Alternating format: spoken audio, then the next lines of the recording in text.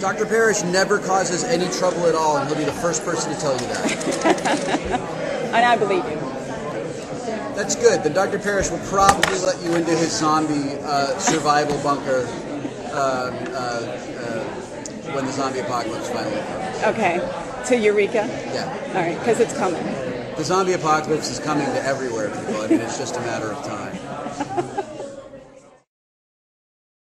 In all the rage, everyone was affected by the, anger-making device. So it takes it takes everybody's normal, societal trained inhibitions and got rid of them and just pulled out the worst in everybody. The worst in Parrish goes pretty deep. So we explored the depths of his nastiness. So in the rest of the season, his attitude is not nearly as bad as it was, but he's still Parrish is arrogant, and he's generally the smartest person in the room, and he knows it. And he's condescending, and he's impatient, and he's kind of competitive, and he's kind of a dick. So even without the rage device making that big, it still kind of goes through him. Felicia's one of my best friends and is one of my favorite people in the world. And getting to work on the Guild was terrific because it's a small production and it's almost like a guerrilla production, and we work very long hours and work very, very hard to make this thing that we're incredibly proud of.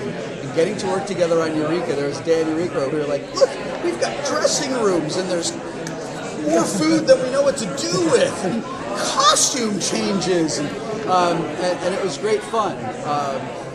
There's this apocryphal saying that if you love your job, it's not really work, and that's very true of my life right now. I really love my job. I really love working on it.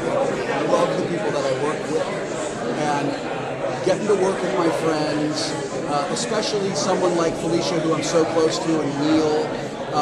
It's a wonderful gift, and it's something that I'm really grateful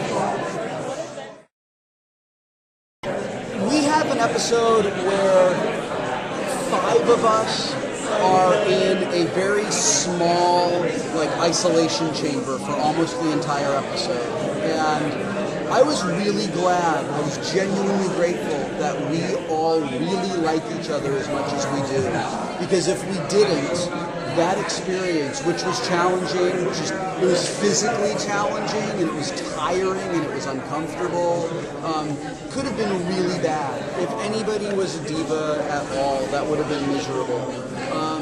On that day, I learned that Eureka doesn't think farts are as funny as I do. I love Vancouver. I love that city. I love the people. We were all really upset when people set fire to Vancouver because we all felt that it really wasn't representative of the city we know, and it wasn't representative of the people we know.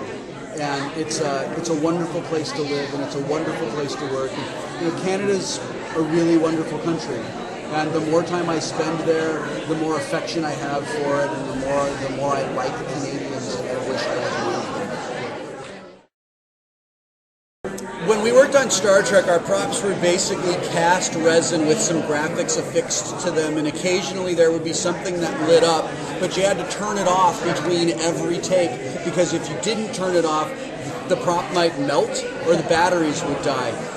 We actually have props on Eureka that are real touchscreen computers, real mobile devices that are running operating systems that actually respond to the commands that we give them, and sort of move through different screens and almost seem like they're real.